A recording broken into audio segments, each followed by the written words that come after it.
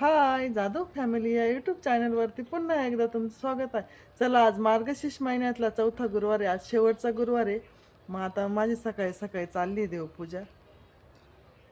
तुळशीचीच आधी देवपूजा करून घेऊ राहिले. सर्व मंगल्ये मांगल्ये शिवे सर्वार्थ साधिके शरण्ये त्र्यंबके गौरी नारायणी नमस्तुते. जय तुळशी माते की जय.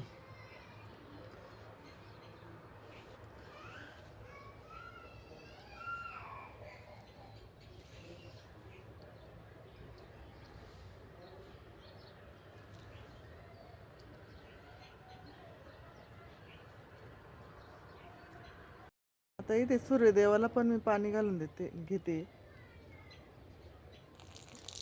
ओम सूर्यदेवाय नमः. ओम सूर्यदेवाय नमः. सूर्यदेवाय नमः. ओम सूर्यदेवाय नमः. जय सूर्यदेव की जय.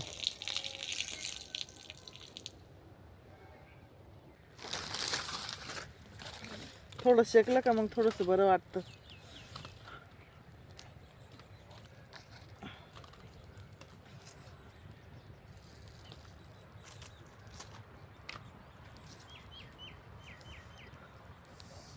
मुली गेल्या शाळेत. मग आता मी मुलींचं आवरून दिले. मग आता देवपूजा वगैरे झाली. म्हटलं आता थोडी शेकोटी पण करावं, कचरा पण जाळणं होईल. या तुम्ही पण मग शेकायला सकाळी सकाळी. पूजा वगैरे झाल्यानंतर थोडासा कचरा पण जाळायचा होता. म्हटलं कचरा पण जाळून थोडं शेकणं पण होईल. थंडी खूपच आहे ना. इथं पडवीत मुरुम टाकायचं आहे थोडासा. मग 2 ट्रॅक्टर इथं मुरुमाचे खाली केले. शेजारी चालू आहे जेसीबी ट्रॅक्टर ना. मग ते बोलले की तुम्हाला लागत असेल तर न्या थोडासा. मग इथं 2 ट्रॅक्टर खाली केले मुरुमाचे. एखाद्याची अशी इच्छा नाही होत बरं का फुलं फोडायला. असं वाटतं ते खुडूच नाही, पाहतच राहावं त्याचं. बघा आता इथे माझी छान अशी पूजा मांडून झाली आहे. आता पूजा मांडून झाली तर मला आता पोथी वाचून आरती करून घ्यायची.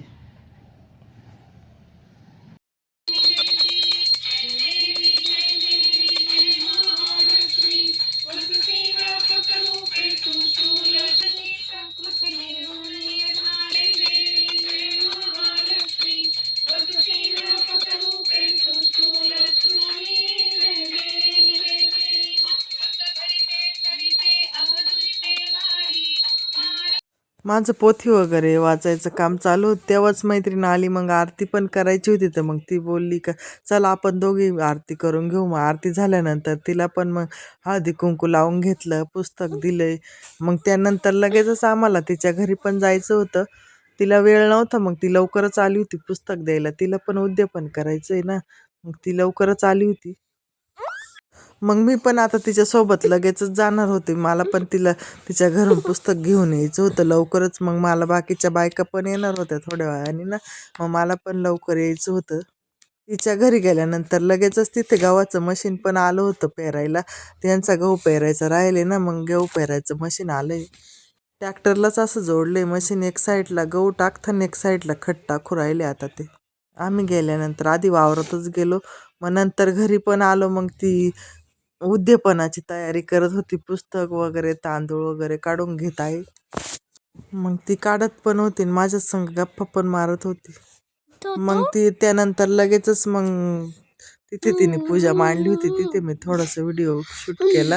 नंतर लगेच हळदी कुंकू लावून तिने माझी ओटी पण, पुस्तक देऊन ओटी पण भरून घेतली मग तिने माझी. त्यानंतर तिने लगेचच चहा ठेवला. म्हणे चहा तरी पिऊन जा. मग आम्ही मग श्रीचे पप्पा पण थांबेल होते. मग त्यांना म्हटलं मला लगेचच यायचंय, पुस्तक घ्यायचंय फक्त. मग तुम्ही थांबा, लगेचच आम्हाला घेऊन जा मग गाडीवरती. मग नंतर परत वेळ होईल नाही इथं थांबले तर. मला पण बायका यायच्या आहे उद्यापनाला ना. मग लगेचच आम्ही घरी आलो. मग इथं फुलांचा बाग आहे. त्या ताई पण आले मग पुस्तक घ्यायला.